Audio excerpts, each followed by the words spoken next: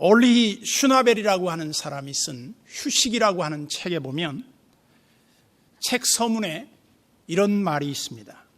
한국인 근로자들은 연평균 근로시간이 세계에서 가장 많이 일하고 가장 적게 쉬고 가장 많이 공부시키고 가장 많이 일하면서 행복지수가 가장 낮은 나라다. 이 쉼에 대한 원리가 무엇을 말하고 있는가? 그것은 주님이 우리에게 초대하신 말씀처럼 수고하고 무거운 짐진 자들아 다 내게로 오라. 내가 너희를 편히 쉬게 하리라. 진정한 쉼은 주 안에서 쉼이 모든 쉼을 결정한다는 겁니다. 제가 마침 이번에 그 비행기로 이동하면서 책을 한 권 봤습니다. 그 책은 나의 끝 예수의 시작이라고 하는 책이었는데 그 책에 보면 우리 인간이 정말 어디로 봐도 해결책이 보이지 아니할 때 그때 주님이 선한 역사를 시작할 그 타이밍이라는 거예요. 거기 서문에 보면 이런 얘기가 나옵니다. 그 저자 목사님이 섬기시는 교회에 한 성도가 깊은 시름에 잠겼어요. 뭐라고 전화를 해야 할지, 뭐라고 말을 꺼내야 할지 모를 정도로 어려움에 처했어요. 어떤 이야기냐면 거기에 나오는 그 예화의 대상 가운데 자기 교인 중에 젊은 남자가 자기 아이를 차에다 태우고 18개월 된 아이를 차 뒷좌석에 태워놨는데 애가 어떻게 열었는지 모르지만 그 뒷좌석 문을 열고 그 아빠도 모르는 사이에 빠져나가서 애가 뒷바퀴에 걸려 있었던 거예요. 그래서 애가 잃어버렸어요. 근데 그 슬픔을 당한 사람에게 무슨 말로 위로를 해야 할까? 전화를 걸고 상대방이 뭐라고 말이 나올까를 굉장히 조심스럽게 듣고 있는데 그때 그가 예수님밖에 없습니다. 예수님만이 우리의 삶의 모든 것을 아십니다. 그런 얘기를 꺼낼 때 그야말로 우리 인간의 모든 절망의 끝자락에서 마지막 우리가 희망을 얻을 수 있는 것은 예수 그리스도밖에는 없다. 그러면서 그 뒤에 전개되는 이야기 가운데 보면 이런 이야기를 합니다. 우리가 하나님을 가까이 하면 하나님이 우리를 가까이 하실 것이다. 야고보서의 인용을 합니다. 진정으로 우리가 하나님을 가까이 하고 하나님 안에서 진정한 쉼을 얻기 전까지는 우리에게 진정한 쉼은 불가능하다. 엘리야라고 하는 오늘 말씀의 핵심적인 인물은 우리가 잘 아는 대로는 그는 갈멜산에서 자기 백성들의 그 배도와 신앙에서 잘못된 것을 돌이키기 위해서 바알 선지자 450명과 아세라 선지자 400명, 850명을 모아놓고 이렇게 제안을 했죠. 만약 너희들이 믿는 신이 참 신이면 너희 신을 믿고 내가 말하는 신이 참 신이면 그 하나님을 믿어라. 그러면서 장작을 쌓아놓고 1년 된 송아지를 잡아서 거기에 올려놓고 기도로 그 제단에 불을 붙이는 그 신이 진정한 참신이다. 바알 숭배자들은 하루 종일 몸을 긁으며 피를 내면서 자기들이 믿는 신이 이 제단에 불을 붙여달라고 기도를 했지만 아무 일도 일어나지 않습니다. 그때 엘리야가 나서서 그들을 조롱 섞인 말로 이렇게 말합니다. 너희 신이 혹시 잠들었는지, 너희 신이 혹시 지금 출타 중인지 모르니까 더 크게 기도해라. 그들은 광적으로 기도를 합니다. 그러나 아무 일도 일어나지 않습니다. 그러면서 그들이 더 이상 아무 일도 일어나지 아니할 때 엘리야가 나서서 이렇게 말하죠. 내가 믿는 하나님, 그 여호와께서 이 제단에 응답하실 것이다. 그러면서 엘리야가 그 마른 장작더미 위에다가 물을 갖다 붓습니다. 오히려 기름을 부어도 모자랄 판에 물을 부어요. 도랑을 파고. 그리고 하나님 앞에 기도했더니 하늘에서 불이 내려서 그 제단을 다 태우고 심지어 돌까지 다 태워버렸다고 했습니다. 이것은 하나님의 대단한 능력의 역사인 증표였습니다.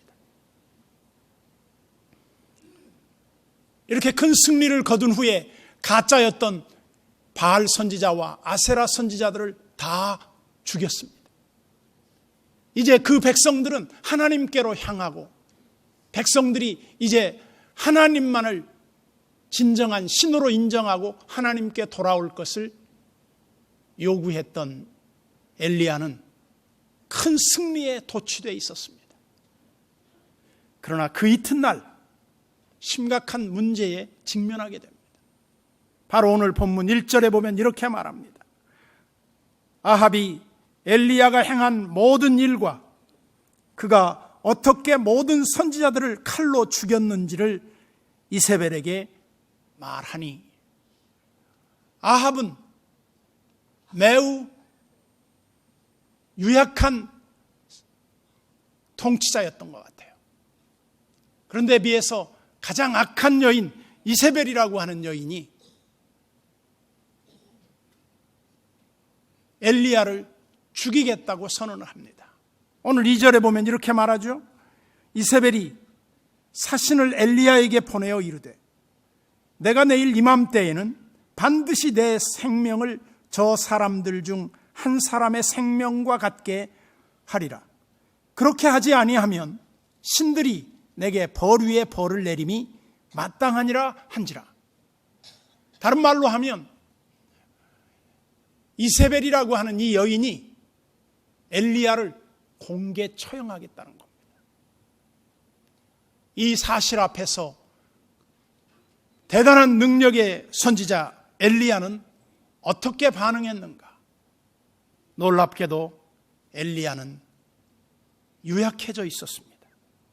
그래서 3절에 보면 그가 이 형편을 보고 일어나 자기의 생명을 위해 도망하여 유다에 속한 부엘세바에 이르러 자기의 사환을 그곳에 머물게 하고, 엘리야는 한마디로 말해서 하나님의 어떤 지시나 하나님의 어떤 인도를 받지 않고 스스로 자기가 광야로 들어가 숨어버렸다는 겁니다.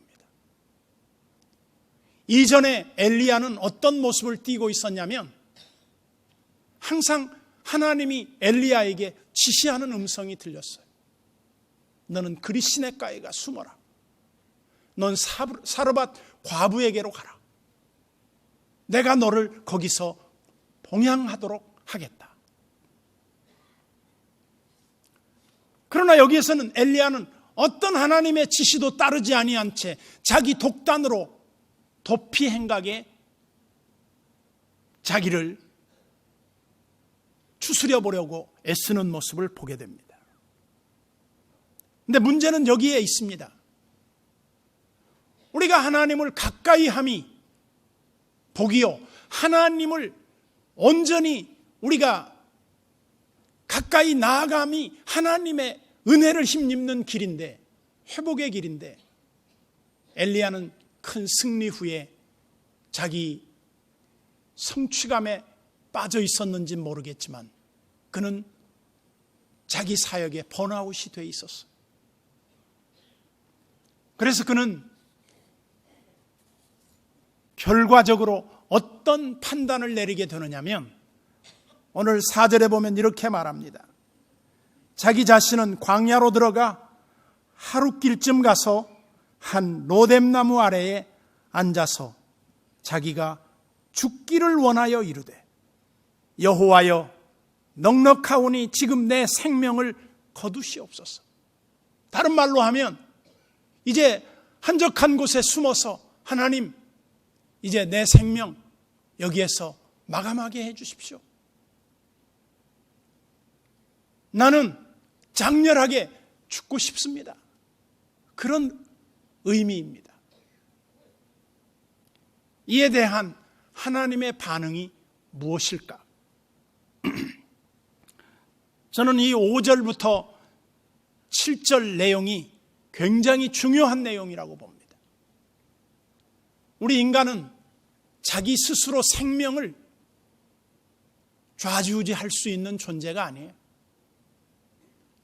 세계 몇 개국에게는 보니까 장렬하게 자기 스스로 자기가 죽을 수 있는 권리를 달라. 그래서 세계 몇 개국에서는 본인과 의사가 판단해서 죽을 수 있는 권리가 있더라고요. 그런데 우리 신앙인들은 우리 생명을 스스로 좌지우지할 수 있는 그런 존재가 아니에요. 우리는 어떻게 해야 되는가? 이 땅의 삶이 치욕적이고 비참하고 두렵고 모든 상황이 우리의 뜻대로 되지 아니할지라도 그것을 거부하는 것이 아니라 받아들이는 겁니다. 인간은 고난을 위해서 났습니다. 그래서 수많은 고난이 우리 앞에 가로놓일 때가 있습니다. 그러면 그것을 외면하고 피하라는 게 아니라 우리를 오히려 그것에 정면으로 맞서서 대면하게 하시는 하나님이십니다. 5절에 보면 이렇게 말합니다. 로뎀나무 아래에 누워 자더니 천사가 그를 어루만지며 그에게 이르되 일어나서 먹으라 하는지라. 여기에서 가장 관심을 끄는 단어는 어루만짐이라는 단어예요. 히브리어에는 이 어루만짐이라는 단어가 매우 독특한 단어입니다. 그냥 우리가 일상적으로 보면 이 어루만짐이 무엇과 같은가 그러면 어린 아이들이 아파, 배가 아파서 이렇게 엄마 배 아파 그러면 엄마가 그 배를 쓰다듬어 주는 거예요. 엄마 손은 약손. 그런데 애들이 아무것도 먹지 않고 아무런 조치를 취하지 않았는데 그 어루만지는 엄마의 손길에 의해서 애들이 치유가 된다는 거예요. 신비죠. 그런데 하나님이 그 방법을 사용해요. 우리 식으로 보면 엘리야가 그쯤 돼서 번아웃이 됐으면 하나님이 나타나셔서 이렇게 하셨을 수도 있을 것 같아요. 야, 엘리야, 너 능력에 대단한 사람이 왜 이 모양이야? 너 지금 왜 이러고 있는 거야? 어서 일어나. 네가 지금 있을 곳은 여기가 아니야. 그렇게 하나님이 엘리야를 깨우치신 게 아니에요. 이스라엘에는 이런 일이 있다고 합니다. 목자들이 몇 마리의 양을 끌고 가다가 양들이 힘들어지면 그 양들이 벌렁 눕는답니다. 누워가지고 내 발을 막 공중에 허우적거리고 가만 놔두면 몇 시간 후에 그 양들은 죽고 만다는 거예요. 그런데 목자의 사명 가운데 하나는 뭐냐면 그 벌렁 누워있는 양들을 어떻게 하느냐? 그 양들을 끌어안고 쓰다듬어주고 그 양을 주물러주기 시작한다. 그래서 그 양을 위로하고 그 양을 잘 어루만져서 혈액순환이 잘 되게 한 다음에 그 양들에게 먹을 걸 주면 회복이 된다는 거예요. 마치 하나님이 번아웃된 양들에게 참 목자가 다가가서 그 양들을 어루만지는 것처럼 말이죠. 하나님이 우리에게 다가오셔서 우리 한 사람 한 사람을 어루만지는 거예요. 난 여러분들이 하나님을 가까이 함이 복이요, 하나님을 가까이 하면 하나님도 우리를 가까이 해요. 우리의 비극은 하나님과 멀어짐에서부터 비롯됩니다. 그래서 우리가 영적인 튜닝을 필요로 해요. 내가 지금 하나님하고 멀어지고 있는가? 아니면 내가 지금 하나님하고 가까워지고 있는가? 내가 어떤 세상에 잠시 이익을 위해서 하나님을 지금 멀리 팔아먹고 있지는 않는가? 그런데 놀라운 건 주님이 다가오심에, 다가오셔서 엘리야를 어떻게 하나님이 대하셨는가? 다시 한번 5절로 돌아가 봅시다. 로뎀나무 아래에 누워 자더니 천사가 그를 어루만지며 그에게 이르되 일어나서 먹으라 하는지라. 이제 잠을 실컷 자고 났는데 잠에서 깨어난 엘리야에게 하나님이 식탁을 준비해. 어떤 식탁을 준비했느냐? 6절에 보세요. 본즉 머리맡에 숯불에 구운 떡과 한 병 물이 있더라. 하나님이 우리를 대하시는 모습 가운데 참 아름다운 모습 가운데 하나가 뭐냐면, 돌아온 탕자를 대할 때 아버지가 너 어디 가서 뭐 하다 왔니? 묻지 않아요. 있는 모습 그대로를 받아준다는 거예요. 하나님은 우리를 책망하시지 않고 꾸짖지 아니하시고 우리의 부족한 모습 그대로를 그렇게 사랑하시고 받아주신다는 거예요. 그러면서 다시 6절로 돌아가 보겠습니다. 본즉 머리맡에 숯불에 구운 떡과 한 병 물이 있더라. 참 저는 이 구절을 보면서 놀라워요. 하나님이 우리를 대하시는 방법은 우리가 상상할 수 없는 어떤 이상한 방법을 사용하지 않고 우리가 너무나 평소에 잘 아는 방법,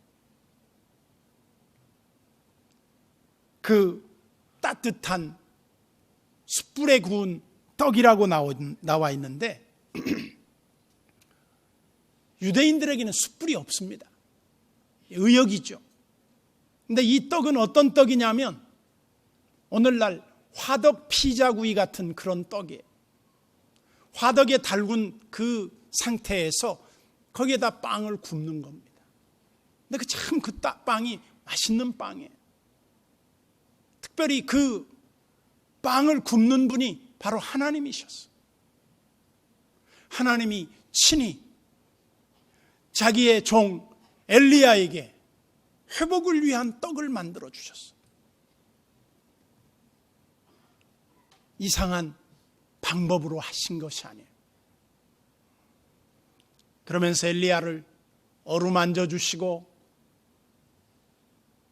그리고 하늘에서 광야를 행진하던 이스라엘 백성들에게 만나를 주셨던 하나님, 바로 이 지쳐있는 엘리야를 회복하시는 방법으로 하나님이 그에게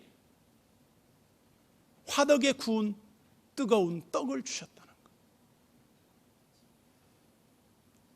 그러면서 그에게 또 한 병의 물을 주었습니다. 이스라엘 백성들이 광야 여행을 할 때 얼마나 배고프고 목마르셨을까 아시고 하늘에서 만나를 예비하시고 또 그들이 목마를 때에 반석을 쳐서 생수가 솟아나게 하셔서 그들을 마시게 하셨다.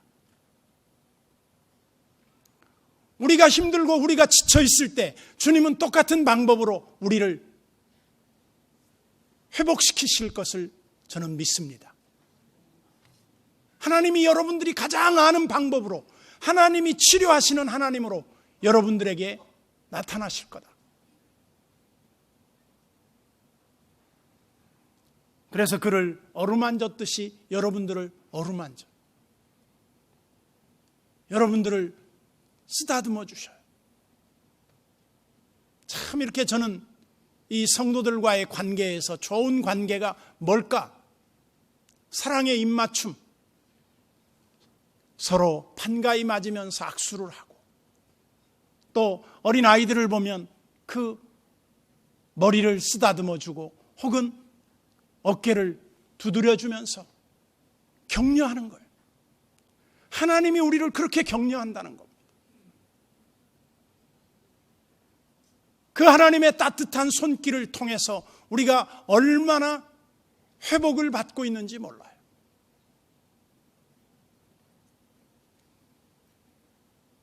그래서 먹고 마시고 다시 그를 누웠더니, 즉 다시 잠들게 해요. 여러분, 정말 하나님이 여러분들이 힘들어할 때 어떻게 합니까? 깊이 잠을 주셔. 사랑하는 자에게 하나님이 잠을 주신다. 정말 단잠을 자는 거예요. 저는 어제 시차가 좀 있어서 낮에 약간 잠을 잤습니다. 그리고 말씀을 준비하고 한일전 축구를 봤습니다. 여러분, 매우 기분이 좋았었겠지만 그 기분 좋은 거는 얼마 가지 못했습니다. 3대2, 2대0으로 앞서가다가 불과 몇 분 만에 역전이 되니까 텔레비전이 보기 싫고 주일날 설교하고 싶은 마음이 없어졌어요. 너무 자신만만해 있던 우리 한국의 그 전사들은 초라한 모습으로 그 무대에서 내려와야 했어. 우리는 종종 하나님 앞에 겸손하라. 하나님 앞에 네 자신을 낮춰라. 너 자신을 대단한 존재로 생각하지 마라. 이것이 진정한 자기 겸손입니다. 그때 하나님이 은혜를 주시는 거예요.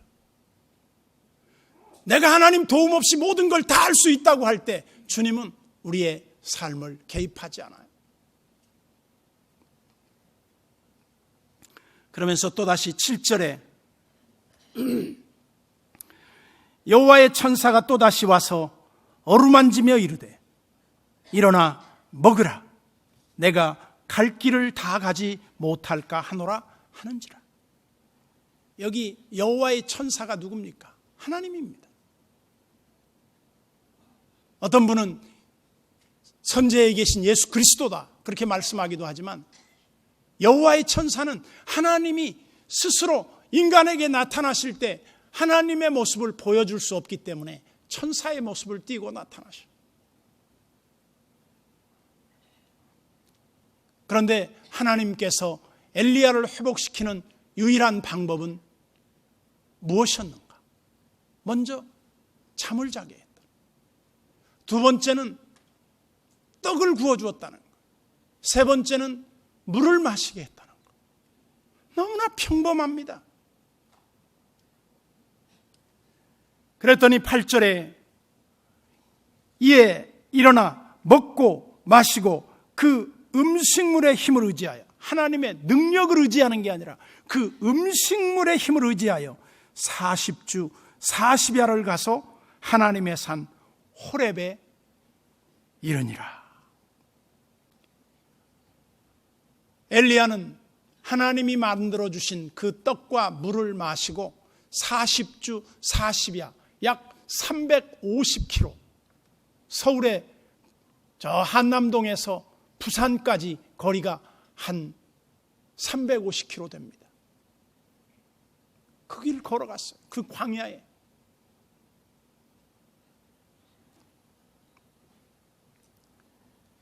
여기에서 하나님은 왜 엘리야를 이 호렙에 이르게 하셨을까? 그것은 엘리야의 또 다른 사명을 발견하게 하기 위한 하나님의 뜻이었습니다. 우리는 하나님의 위로가 필요합니다. 하나님의 도우심이 필요합니다. 하나님의 회복이 필요합니다. 그러기 위해서 우리가 할 수 있는 것은 딱 하나입니다. 하나님을 가까이 하는 겁니다. 하나님과 멀어지면 쉼이 없습니다. 우리는 우리 스스로 우리 일에 번아웃돼서 하나님 이제 더 이상 어떤 방법도 보이지 않습니다. 저는 제 인생을 여기에서 장렬하게 마감하고 싶습니다. 이 안에 하나님, 저는 여기까지입니다. 나머지는 하나님이 처리해 주십시오. 내 인생이 끝날 때 내 힘으로 할 수 있는 모든 계획과 힘과 의지가 다 끝날 때, 그때 주님이 새롭게 일하신다고 하는 사실입니다. 우리가 모든 최선을 다했지만 우리의 의도와 상관없이 결론이 나올 때가 있습니다. 우리가 모든 것을 다 해보려고 했지만 아무것도 이루지 못할 때가 있습니다. 그때 우리는 혼자라고 생각하지 마십시오. 그때 주님이 여러분들에게 다가오셔서 가장 여러분들이 잘 아는 방법으로 하나님이 여러분들을 어루만져 주시고 떡을 주시고 물을 마시게 해주시고 여러분들을 새롭게 사명을 주실 줄로 믿습니다.